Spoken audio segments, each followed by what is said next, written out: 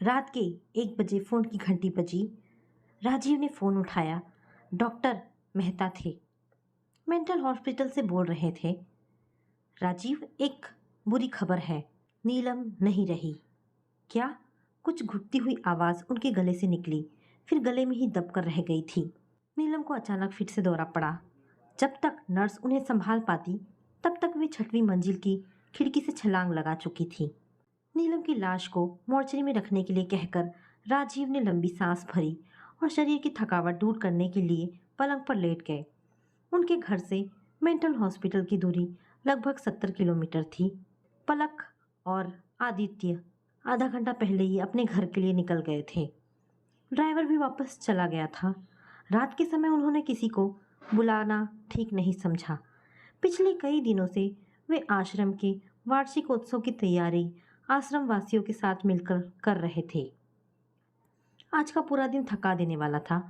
देसी विदेशी गेस्ट की आवभगत, गरीब बेसहारा औरतों द्वारा हस्त निर्मित कपड़ों की प्रदर्शनी और बिक्री का लेखा जोखा तय करते करते पूरा दिन कैसे बीत गया पता ही नहीं चला। कमर सीधी करने के लिए पलंग पर लेटे थे, लेकिन शरीर की अकड़न जस की तस बनी हुई थी। आज नीलम इस दुनिया को छोड़कर चली गई। उसकी मौत का जिम्मेदार किसे ठहराए? राजीव खुद को, या अपने माता पिता को, या नीलम को, जिसने सुजीत की पैबंद लगी गृहस्थी को सीते सीते अपनी मुट्ठी में इस तरह कैद कर लिया कि वे असहाय होकर सब कुछ देखते ही नहीं रह गए थे, बल्कि उस तरफ से आंखें ही मूंद ली थी। बीती यादों को चाहे कितना ही सहेज कर अंदर किसी कोने में दफना दिया जाए, वे बाहर निकल ही आती हैं, फिर चाहे वो मीठी हो या कड़वी या पीड़ादायक। तपिश को कम करने के लिए शीतलता की जरूरत तो होती ही है, वरना अंदर के उद्योग ही मनुष्य को जला डालते हैं। हर जगह गुलाब ही मिले ऐसा मुमकिन नहीं है, और अगर मिल भी जाए तो कांटे भी साथ में आएंगे। पर वहाँ इतना संतोष तो होता ही है कि गुलाब की पंखुड़ियाँ का स्पर्श कांटों की चुभन झेलने की शक्ति खुद ही देता है। लेकिन राजीव को तो सिर्फ कांटे ही मिले, ना खुशबू मिली, ना कोमल पंखुड़ियाँ। एक वक्त था जब सब कुछ उनकी मुट्ठी में था। ये कहना कि उन्होंने अपने मन को कड़ा करके फैसला लिया बहुत नाकाफी है उस मनोस्थिति को समझने के लिए जिससे वे गुजर रहे थे। उस समय ऐसा लगता था जैसे उन्होंने अपने मन को किसी जंजीर से बांधकर आदेश दिया था कि पड़े रहो चुपचाप, भाव शून्य होकर। विद्रोह स्वरूप से वे जब भी हिले तो जख्मों पर जंजीर की रगड़ को ही महसूस किया था उन्होंने। राम नारायण जी के इकलौते बेटे थे राजीव। रांची के धनी मानी प्रतिष्ठित लोगों में राम नारायण जी की गिनती होती थी। तबीयत शौकीन और अंदाज रईसी, जिद्दी इतने कि बिना आगा पीछे सोच अपनी बात मनवाकर ही दम लेते, न किसी का दखल बर्दाश्त करते, न ही किसी की टीका टिप्पणी। जो कह दिया हो कह दिया, पत्थर की लकीर होता था उनका फैसला। अपने गर्व और जिद्दी स्वभाव की वजह से उन्होंने राजीव और छाया की प्रेम कहानी की एक एक ईंट गिरा दी थी, और रह गया था एक खंडहर। दो प्रेमियों के अंदर पनप रहे प्रेम रूपी लहलहाते पौधे को समूल उखाड़ फेंकते समय उन्होंने यह भी नहीं सोचा था कि कितना दर्द हुआ होगा दोनों को। वे तो बस यही सोचकर खुश थे कि उनकी मान मर्यादा और प्रतिष्ठा पर जरा सी भी आंच नहीं आई। आंखों के सामने कई बिंब बुलबुलों की तरह बनने और मिटने लगे। इंजीनियरिंग का पहला साल, लखनऊ आईआईटी जैसे दूरस्थ स्थान का प्रथम इंस्टीट्यूट, वहाँ दाखिला मिलना साधारण बात नहीं थी। कॉलेज लाइफ में राजीव की मुलाकात छाया से हुई थी। वह इंदौर से इंजीनियरिंग करने आई थी। विद्यार्थी जीवन में दोनों ही पहले व दूसरे नंबर के प्रतियोगी जैसे रहे थे। छाया का हंसमुख चेहरा, अनुपम परिहास, रसिकता राजीव को उसके सर्वथा अनूठे व्यक्तित्व की नित नई झांकियां दिखाते रहते थे। होली आती तो वह अबीर गुलाल से पूरे परिसर में रहने वाले सभी लोगों को आकुंठ डुबा देती, और दिवाली पर किसी स्थानीय प्रोफेसर के घर जाकर ऐसे स्वादिष्ट व्यंजन पकाती कि सभी मेहमान उंगलियां चाटते रह जाते। छाया का साथ उन्हें भला लगता था। दोनों हर दिन मिलते, धीरे धीरे दोनों पास आने लगे, मानसिक रूप से, दोस्ती के रूप से और अंत में प्रणयी रूप से। बरसात की वह खनकती बरसती भीगी भीगी रातें, मूसलाधार बारिश, बिजली का कौंधना, बादलों की टंकार, सभी कुछ आनंददायक लगता था। नदी के किनारे बैठकर दोनों प्रेमी कब कितने सपने देखते, कितने नाम रेत पर लिखते मिटाते रहते।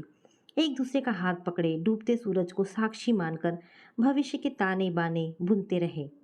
कोई सीमा नहीं थी उन सुखद क्षणों की। राजीव की छुअन मात्र से ही छाया सिहर उठती।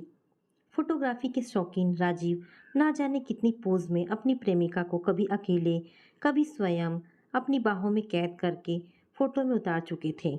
राजीव को मात्र सूरज ही नहीं, ज्ञान और बुद्धि की पूर्ण अपेक्षा थी अपनी सहधर्मणी से। छाया हर तरह से उनके सपनों की साकार रूप थी। 6 साल का समय कब पंख लगकर उड़ गया था पता ही ना चला। 12 की मेरिट लिस्ट में छाया का 6वां और राजीव का 4था स्थान रहा था। लखनऊ को अंतिम प्रणाम करके दोनों ने दिल्ली में अपनी अपनी कंपनियों में मैनेजमेंट ट्रेनी के पद संभाल लिए थे। छाया के परिवार में सब कुछ साधारण था, अति साधारण। माता पिता ने बेटी का मन और राजीव का अपनी बेटी के प्रति लगाव जानकर बड़े ही विश्वास के साथ उनके पिता के सामने अपना मन थोड़ी बहुत औपचारिकता के बाद खोल दिया था। राम नारायण जी, आज आपसे कुछ मांगने आया हूँ। छाया और राजीव का एक दूसरे के प्रति प्रेम तो आप जानते ही होंगे। आज बड़ी हिम्मत और उम्मीद लेकर आपके पास आया हूँ। बच्चों की लाइन एक ही है, दोनों एक दूसरे को पसंद करते हैं। मैं भले ही आपसे हैसियत में कम हूँ, पर विश्वास कीजिए, शादी में रस्मों रिवाज और आपकी खातिरदारी में कोई कमी नहीं रखूँगा। छाया के पापा के इस प्रस्ताव ने तूफान की स्थिति निर्मित कर दी थी। आमतौर पर तूफान की गति भले ही कितनी तीव्र हो, लेकिन उसकी अवधि बहुत थोड़ी ही होती है। अल्पविधि में ही तूफान अपने विनाशकारी निशान छोड़ते हुए गुजर जाता है। लेकिन छाया के पिता ने जो तूफान खड़ा किया था, वह प्रकृति जन्य तूफान से अलग किस्म का था। ना तो इस तूफान के आने की किसी को पूर्व सूचना थी, ना ही उसकी गति में अप्रत्याशित तेजी ही थी। उनके इस प्रस्ताव ने बवंडर मचा दिया था पूरे घर में। मेरे समझ में यही नहीं आ रहा है कि त्रिपाठी साहब कि आपने इतने ऊंचे सपने कैसे देख लिए। कम से कम हमारी मान मर्यादा और प्रतिष्ठा का ध्यान तो रखा होता। कहाँ राजा भोज और कहाँ गंगू तेली। एक से एक अमीर धनी परिवार मुझे राजीव के लिए घेर रहे हैं। मैंने अपने बेटे को यह हक नहीं दिया है कि वह अपना जीवन साथी खुद चुने। ताजुब है, अपनी बेटी को समझाने के बजाय आप उसका प्रस्ताव लेकर यहाँ आ गए। फिर छाया के पापा की उपस्थिति में ही उन्होंने राजीव को भी आड़े हाथों ले लिया था। तुम्हारी हिम्मत कैसे हुई इतनी घटिया हरकत करने की? सोच लो, अगर तुम इससे शादी करोगे तो एक तरफ हम सब होंगे, दूसरी तरफ तुम अकेले। मेरे लिए तुम उसी दिन मर जाओगे जिस दिन इस लड़की का हाथ थामोगे। हम तो यूं भी मर गए तुम्हारे लिए। हमारे रहते तुमने अपने लिए पत्नी चुन ली। अजीब सी दशा हो गई थी राजीव की। ना किसी से बात करते, ना लोगों के बीच उठते बैठते। जरा सा शोर सुनते तो किसी अंधियारे कोने में जा डुबकते। ना रात में नींद आती, ना दिन में चैन। हाथ पांव पसीने से भीगे रहते। बेटे की ऐसी दशा देखकर रमा जी घबरा गई थी। पति को समझाया था, दोनों पढ़े लिखे हैं, मिलकर कमाएंगे तो दहेज की क्या कीमत रह जाएगी। लेकिन उसके पिता टस से मस नहीं हुए। प्रेम में चोट खाए दिल का दुख वक्त के साथ साथ खुद ही मिट जाएगा। इसी विश्वास के साथ उन्होंने ऊंचे प्रतिष्ठित और अमीर परिवारों में लड़की ढूंढनी शुरू कर दी थी। छाया और राजीव दोनों ही बालिग थे, जिंदगी की छोटी बड़ी बारीकियों से पूरी तरह परिचित। अपना भला बुरा सोचने की पूरी ताकत थी दोनों में। चाहते तो अपने अधिकारों का प्रयोग करके कोर्ट मैरिज कर सकते थे, लेकिन पिता की रूढ़िवादी विचारधारा का विरोध करना तो दूर, अपनी प्रेमिका से मिलने तक की हिम्मत नहीं जुटा पाए थे। कदम ही नहीं बढ़े थे उस ओर। पिता ने बड़ी ही चालाकी से छाया और उसके परिवार के हर सदस्य को दृश्य पटल से ही ओझल कर दिया था। छाया और उसके परिवार के सदस्य कहाँ हैं, इसकी जरा भी भनक ना राजीव को मिली, ना ही घर वालों को। रिश्तों की कमी नहीं थी, पर राम नारायण जी को हर रिश्ते में कोई ना कोई खामी नजर आ ही जाती थी। आखिर बड़े ही जद्दोजहद के बाद उन्हें ठाकुर शंभूनाथ जी की बेटी नीलम का रिश्ता राजीव के लिए सही लगा था। कुछ नहीं कह पाए थे राजीव तब। दोनों पक्षों की मान मर्यादा और प्रतिष्ठा की वेदी पर उनकी हर खुशी कुर्बान चढ़ गई। नीलम सजाती तो थी, लाखों का दहेज भी लाई थी। ऐसी धूमधाम की शादी हुई कि लोग देखते ही रह गए। लेकिन नीलम के बारे में पिता का अनुभव गलत साबित हुआ। पहली ही घड़ी में, सुहागरात की बेला में ही, बिना कोई भूमिका बांधे उसने अपने मन की बात कह दी। हमारे समाज में अधिक विवाह लड़की की सहमति के बिना ही होते हैं। माता पिता अपनी बेटी के लिए जीवन साथी नहीं ढूंढते, अपने परिवार की मान मर्यादा और प्रतिष्ठा कायम रखने के लिए ऐसे इंसान को खोजते हैं जो जीवन भर उनकी बेटी को सुखी रख सके। नीलम के शब्दों में ऐसा भाव था जिसने राजीव के मन को छू लिया था। राजीव जी, मैं किसी और से प्रेम करती थी। मैंने कई बार इस शादी का विरोध किया, पर माँ और पापा नहीं माने। आपको बुरा तो लगेगा, पर मैं सच कह रही हूँ। मैंने आपको एक नज़र देखा भी नहीं था। कल्पना का महल खंडित हो चुका था। राजीव अपनी जगह से न हिले न डुले, यूं ही बैठे रहे जड़वत।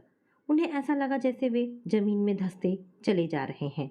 ऐसे वक्त में कोई नवविवाहित पुरुष कह भी क्या सकता था। बस नीलम के अगले वाक्य की प्रतीक्षा करते रहे थे। सुजीत को भुलाने की पूरी कोशिश करूंगी, पर आपको इसके लिए मुझे कुछ समय देना होगा। सुजीत कहाँ है? टूटते बिखरते स्वर को संयत करके उन्होंने पूछा था। लंदन में है, उसका विवाह हो चुका है। अगले दिन रमा जी थाली में नए कपड़े और गहने लेकर कमरे में आई थी, जिन्हें शरीर पर धारण करके नीलम को मेहमानों से शुभकामनाएं और आशीर्वाद लेने जाना था। माँ का हाथ पकड़कर सिसक उठे थे राजीव। नीलम का कहा एक एक शब्द उन्होंने माँ के सामने दोहरा दिया था। वस्तु स्थिति से पूरी तरह परिचित होने के बावजूद रमा जी न चौंकी न परेशान ही हुई। ये जानते बूझते कि जो कुछ हुआ गलत हुआ है, बेटे को ही समझाती रही थी। धैर्य रखो रवि, समय हर घाव को भर देता है।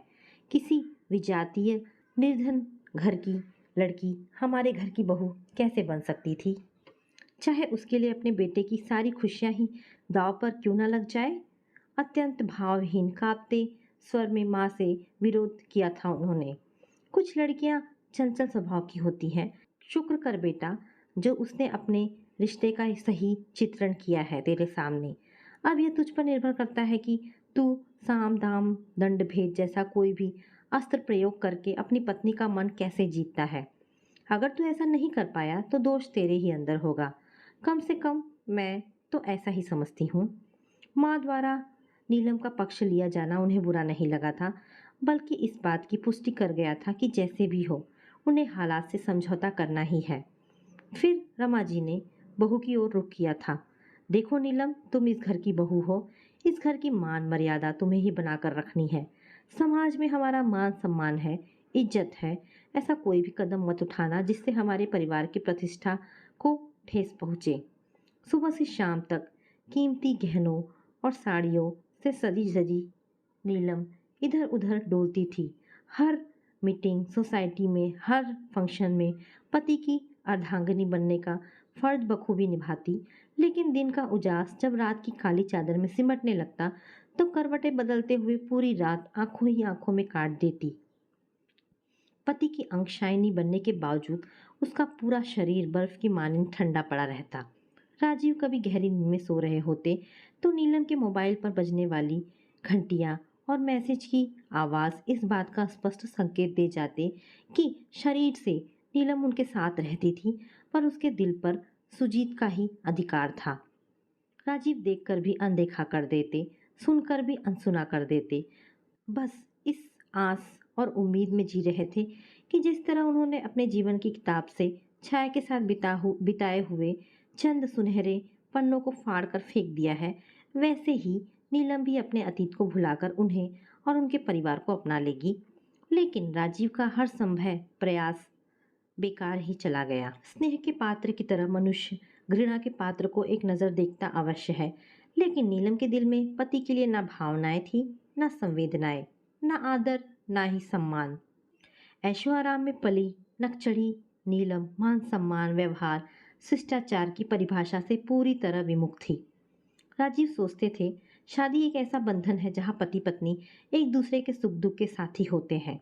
लेकिन नीलम ने अपने स्वभाव से ऐसी विषम परिस्थितियां उत्पन्न कर दी थी कि उनका जीवन दूभर हो गया था।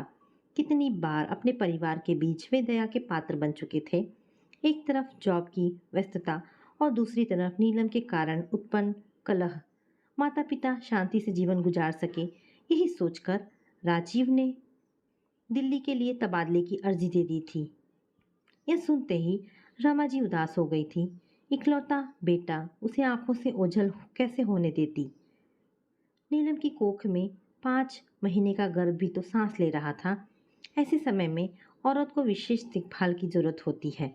यह सोच सोचकर वे चिंतित हुई जा रही थी। नया शहर, नए लोग, कैसे जाने देती अकेले। लेकिन राजीव नहीं माने थे। मुझे तो भुगतना ही है, कम से कम आप लोग तो नीलम के प्रहारों से छलनी होने से बच जाओगे। गुड़गांव में 3 कमरों का घर किराए पर ले लिया था राजीव ने। घर की मालकिन घर के अगले हिस्से में रहती थी। रमा जी स्वयं आई थी बेटे की गृहस्थी बसाने के लिए। साथ में रमेश काका को भी लाई थी। घर की मालकिन से पुरानी जान पहचान भी निकल आई थी। सभी उन्हें आशा जी कहकर पुकारते थे। उन्हीं की मदद से उन्होंने बेटे की गृहस्थी की हर चीज़ मुहैया कर ली थी। बहू के प्रसव तक वे यहीं रही थी। अपनी औलाद से बढ़कर उन्होंने नीलम की देखभाल की थी। प्रसव के बाद नन्ही पलक की मालिश अपने हाथों से करती, उसे नहलाती धुलाती, लोरी देकर सुनाती। आशा जी का साथ हमेशा मिला था उन्हें। नीलम उनसे बात बात पर लड़ती, उनका निरादर करती। माँ के समर्पण के सामने राजीव स्वयं को बौना महसूस करते थे। जितने दिन वे रही, एक पल भी सुख का नहीं काट सकी थी। बुरा तो रमा जी को भी लगता था, पर राजीव का मन बनाए रखने के लिए उन्हें समझाया था उन्होंने। तू दिल छोटा मत कर। एक बार मातृत्व बोध होने पर नीलम खुद ही घर गृहस्थी में रम जाएगी। पर वहाँ भी निराशा ही हाथ लगी। स्वतंत्र होते ही नीलम पर फैलाने लगी। पलक के माता पिता राजीव ही थे। उसकी किलकारियाँ राजीव ने सुनी या आशा जी ने। नीलम तो कभी उसकी भूख प्यास की चिंता नहीं की थी। वैसे भी यह तो भावनाओं की बात है। जिसे सांसारिक रिश्ते निभाने ही ना हो, वह इन रिश्तों का मोल क्या जाने। मौज मस्ती गुलछर्रे उड़ाना ही नीलम के काम थे और यही प्राप्ति। एक दिन नीलम ने एक चौंका देने वाला प्रस्ताव राजीव के सामने रखा। मैं कुछ करना चाहती हूँ। तो करो, घर में बहुत है काम करने के लिए। राजीव खुश हो गए थे। देर से ही सही, नीलम के मन में कर्तव्य बोध की भावना तो जागी। ये सब नहीं राजीव, ये काम तो घर में बाई और नौकरानी भी कर सकते हैं। तो फिर राजीव ने आश्चर्य से पूछा था। कोई बिजनेस, उसके लिए पैसा कहाँ से आएगा? पलक की शिक्षा और शादी के लिए भविष्य निधि योजना में रकम जमा करते समय उनके हाथ सहसा रुक गए थे। उसकी व्यवस्था हो जाएगी। मेरे कई दोस्त हैं जो मेरी सहायता के लिए हर समय तैयार रहते हैं। यदि फिर भी कमी हुई तो अपने गहने गिरवी रख दूंगी। कौन सा दोस्त और कहाँ का दोस्त? राजीव बखूबी समझ रहे थे। नीलम ने भी उनसे सहमति या अनुमति नहीं मांगी थी, सिर्फ बताया भर था। नीलम ने नोएडा में एक बुटीक खोल लिया था। राजीव ने विरोध जताया था उस समय। गुड़गांव इतना बड़ा है, बुटीक खोलना ही था तो यहाँ शुरू करती। आने जाने में वक्त भी बर्बाद ना होता, पलक की देखभाल भी हो जाती। राजीव, नोएडा में जितने मौके मिलेंगे उतने गुड़गांव में नहीं मिल सकते। अगर पैसा कमाना है तो दौड़ भाग तो करनी ही पड़ेगी, मेहनत भी करनी होगी। राजीव ने चुप्पी साध ली। कुछ कहने का मतलब था घर में तूफान को बुलावा देना। वे शुरू से ही शांति प्रिय व्यक्ति थे। समझौते और सामंजस्य की भावना कूट कूट कर भरी थी उनमें। 2 साल की पलक वहीं आंगन में ठुमकती रहती। आशा जी ने दोनों घरों के बीच का दरवाज़ा खोल दिया था। नन्ही सी बच्ची के मुंह में जब आशा जी निवाला डालती तो राजीव शुद्ध हो उठते। बुखार में तपती पलक के माथे पर जब रमेश काका को पट्टियां बदलते देखते तो उनका कलेजा मुंह को आ जाता। पलक बोलना सीखी तो माँ के बारे में ढेरों प्रश्न पूछती, जिनका राजीव के पास कोई जवाब ना होता। क्या करती है, कहाँ जाती है, कितना कमाती है और कितना खर्चती है, इन सब बातों की जरा भी जानकारी होती उन्हें तब तो कुछ कहते भी। चतुर घाघ सी नीलम ने ऐसी संवेदनशील बातों से उन्हें हमेशा दूर ही रखा था। कभी कभी इंसान को जब कोई रास्ता सामने नजर नहीं आता तो उसका सब्र सारी सीमाएं तोड़कर ज्वालामुखी के लावे सा रिश्ने लगता है। ऐसा ही एक दिन राजीव के साथ भी हुआ था। सजी सवरी खुशबू से सराबोर नीलम घर से निकलकर कार की तरफ मुड़ रही थी कि राजीव उसका रास्ता रोककर खड़े हो गए थे। कैसी माँ हो तुम? किस कसूर की सजा दे रही हो तुम अपनी बच्ची को? आखिर कब तक घर गृहस्थी और अपनी बेटी के प्रति जिम्मेदारी से मुंह मोड़कर दूर भागती फिरोगी? सजा कसूरवार को दी जाती है राजीव। तुमने तो कसूर किया ही नहीं है। मैं तुम्हें सजा कैसे दे सकती हूँ? मैंने तो सुहाग रात को ही तुमसे सही शब्दों में कह दिया था कि सुजीत को बुलाने में मुझे समय लगेगा। तुम कहो तो मैं यहाँ रहूं, नहीं तो जा भी सकती हूँ। मेरी तरफ से तुम भी पूर्ण रूप से स्वतंत्र हो। संवेदनशील राजीव पत्नी का चेहरा निहारते रह गए थे। क्या अनैतिक संबंधों का पड़ना नैतिक संबंधों की मर्यादा से भी भारी हो सकता है? यही सोच सोचकर वे घुटते रहे थे। बेटे का दुख रमा जी के शरीर को घून की तरह खाता जा रहा था। हर वक्त खुद को राजीव का दोषी समझती। राम नारायण जी ने तो अपने गर्व और अभिमान के वशीभूत होकर छाया का रिश्ता ठुकरा दिया था, किंतु वे तो माँ थी, विरोध कर सकती थी पति की सोच का। ऐसे मान सम्मान और दहेज का क्या करें जिसने उनके बेटे का जीवन ही बर्बाद कर दिया। कई बार मन में आता शंभुनाथ जी से बात करें, शायद वे ही बेटी को समझा सके, किंतु फिर मन में डर उपजता कि स्थिति कहीं और विस्फोटक ना हो जाए। बेटे का जीवन उन्हें मझधार में फंसी हुई उस नाव के समान लगता था जिसका कोई किनारा ही ना हो। भारी भरकम शरीर जर्जरा अवस्था में पहुंच गया था। जबान तालू से चिपकती गई और एक दिन देखते ही देखते उनके प्राण पखेरु उड़ गए। राजीव अकेले रह गए थे इस दुनिया में। वह कंधा जिस पर सिर रखकर वे अपना मन हल्का कर लेते थे वह भी छिन गया था। 13 दिन रहकर राजीव वापस लौट आए थे। माँ की तरह आशा जी भी उन्हें भरपूर स्नेह देती थी। उनके साथ बैठकर सुख दुख बांट लेते थे। नीलम ने तो 13 दिन तक सफ़ेद कपड़े पहन के 2-4 आंसू के बूंद बहाए और फिर लौट गई अपनी दिनचर्या में। बाहरी चकाचौंध के सामने उसकी नज़रों में पति का दुख काफ़ी छोटा था। एक दिन एक काकी राजीव छत पर अकेले बैठे चांदनी निहार रहे थे। माँ को याद करके कभी हंसते कभी रो पड़ते। आशा जी उन्हें ढूंढते हुए छत पर पहुंच गई थी। राजीव के मौन को तोड़ने के उद्देश्य से उन्होंने पूछा, नीलम कहाँ गई? मुझे नहीं पता, बताकर या पूछकर भी नहीं जाती, उन्होंने साधिकार प्रश्न किया था। नहीं, उन्होंने आशा जी का प्रश्न सुनकर छोटा सा उत्तर दिया था। तू क्यों नहीं साथ जाता? मैं? राजीव फीकी हंसी हंस दिए थे। मैं कैसे चला जाऊं? वह हर जगह अकेले ही जाना पसंद करती है। अकेले? आशा जी ने चौंक कर कहा था। नोएडा साइबर सिटी में मेरी बेटी रम्या का ऑफिस है।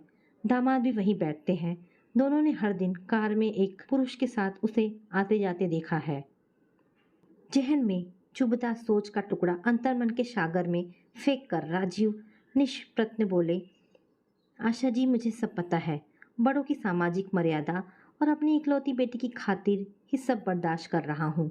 लोगों को जरा सी भी भनक पड़ गई कि लड़की की माँ बच्चलन है तो उसकी जिंदगी बर्बाद हो सकती है। कौन है यह आदमी? सुजीत, नीलम का पुराना प्रेमी। फिर तो प्याज के छिलकों की तरह राजीव के अवसाद की एक एक तह खुलती गई। उनका दुख उस सड़क की भांति था जो कहीं नहीं पहुंचती, बस भूल भुलैया की तरह उलझाए रखती है। सबके सामने उसे अपना बड़ा भाई बताती है, लेकिन पर्दे के पीछे कुछ और ही चलता है। बुटीक जाने का तो एक बहाना है, दरअसल वह सुजीत की बिखरी गृहस्थी संभालने जाती है। लेकिन सुजीत तो लंदन में था। आशा जी राजीव की जिंदगी से जुड़ी किसी भी बात से अनजान नहीं थी। नीलम के रंग ढंग भी तो ऐसे ही थे। इस परिवार की घनिष्ठ थी, वे शुभचिंतक भी थी। सुजीत का अपनी पत्नी से डिवोर्स हो गया था। दरअसल उसकी पत्नी को नीलम और सुजीत के प्रेम संबंधों के बारे में पता चल गया था।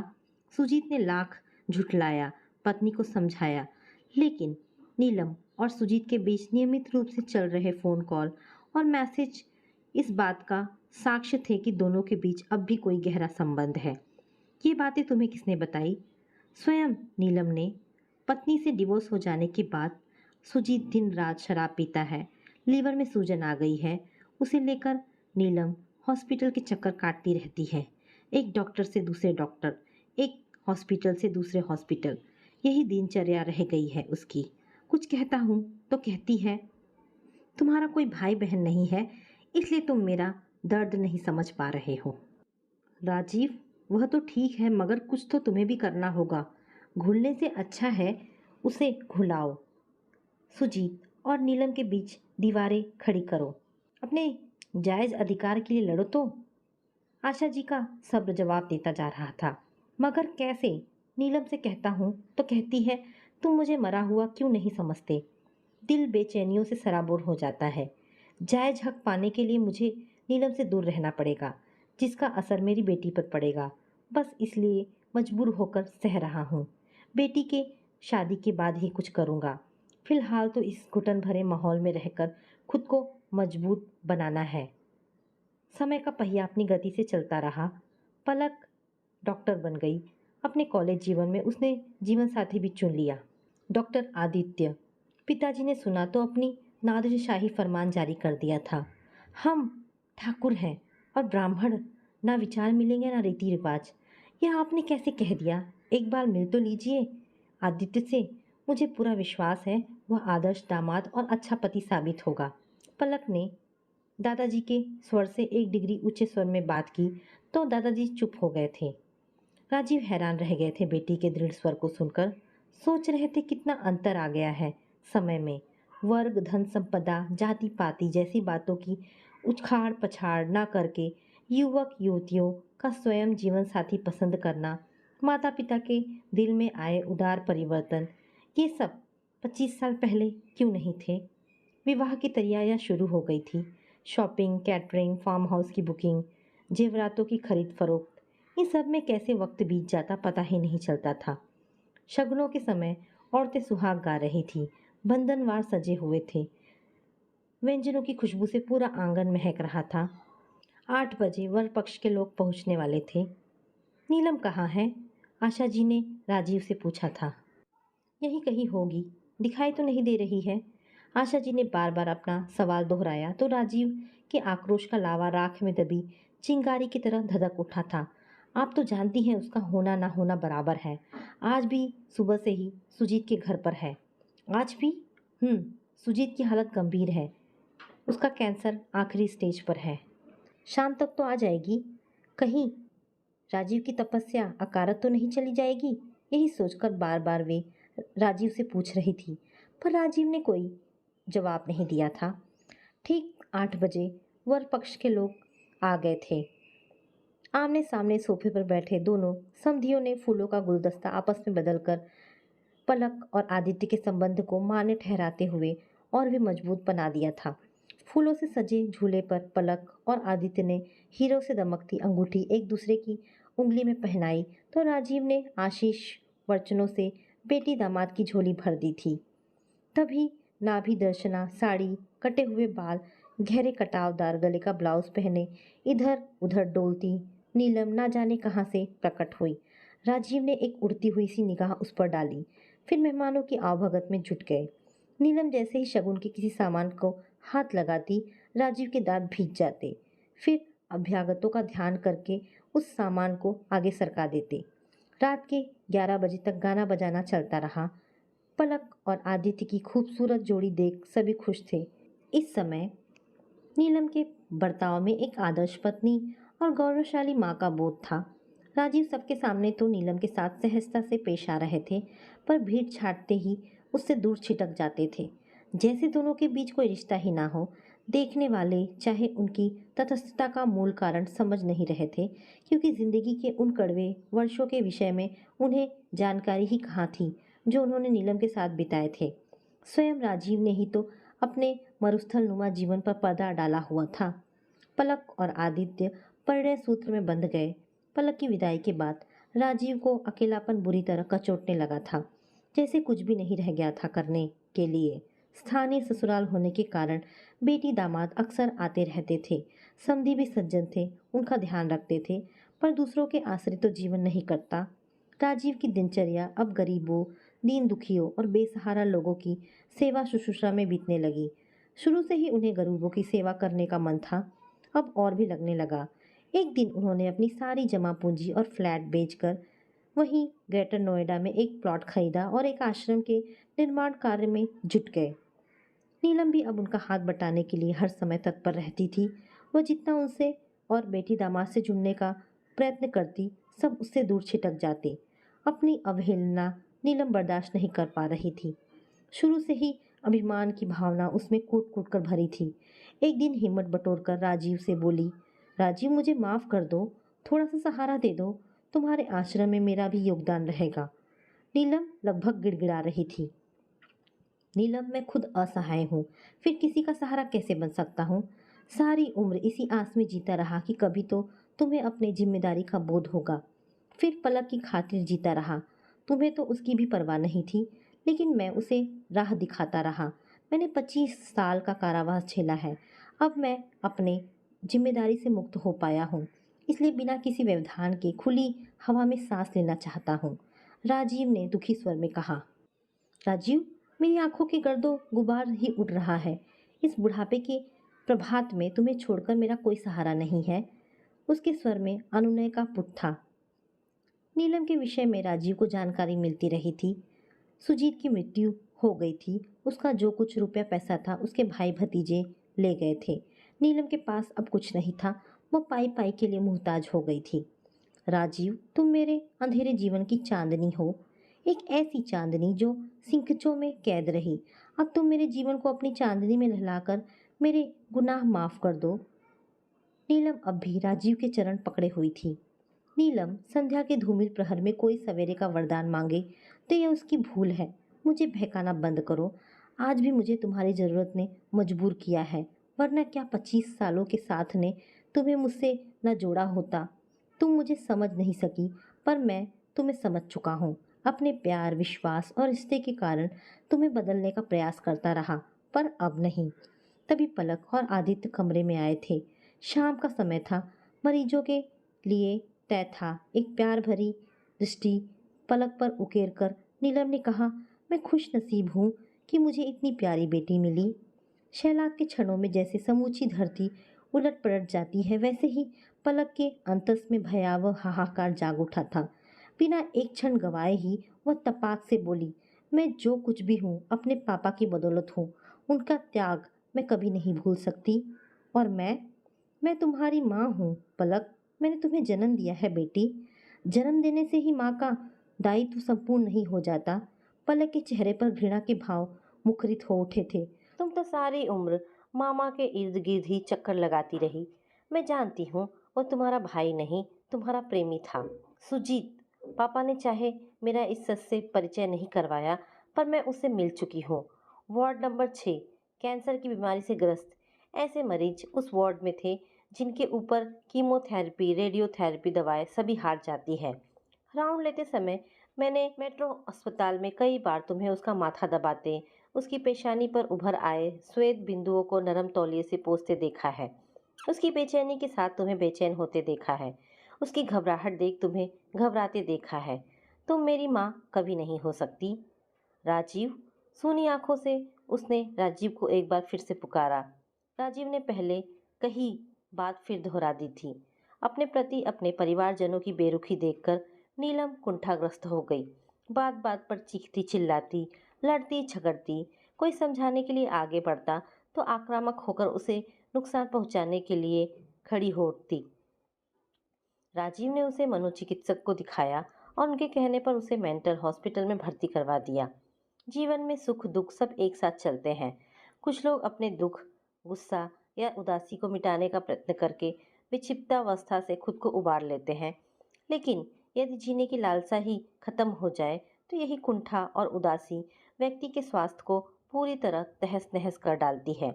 और यही नीलम के साथ हुआ था।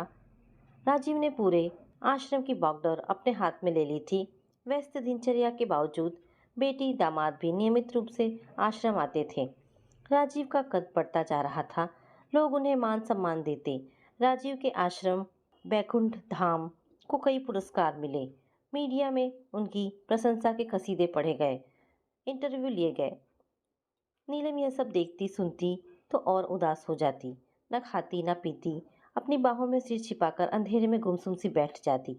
राजीव को यह सब अच्छा नहीं लगता था, क्योंकि उन्होंने यह सब प्रसिद्धि प्राप्त करने के लिए नहीं, मन को शांति और संतुष्टि प्रदान करने के लिए की थी।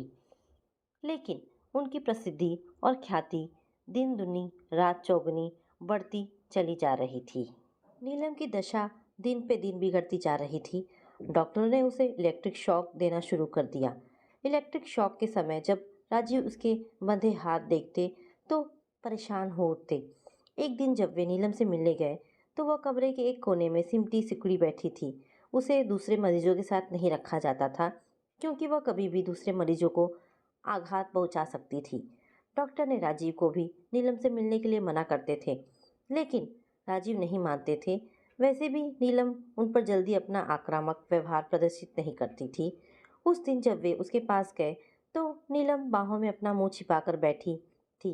उन्हें देखकर वह जोर जोर से रोने लगी। मुझे मेरा घर चाहिए, मेरा घर चाहिए, मेरी बेटी चाहिए। फिर रोते सिसकते धीमे स्वर में बोली, मुझे माफ़ कर दो राजीव।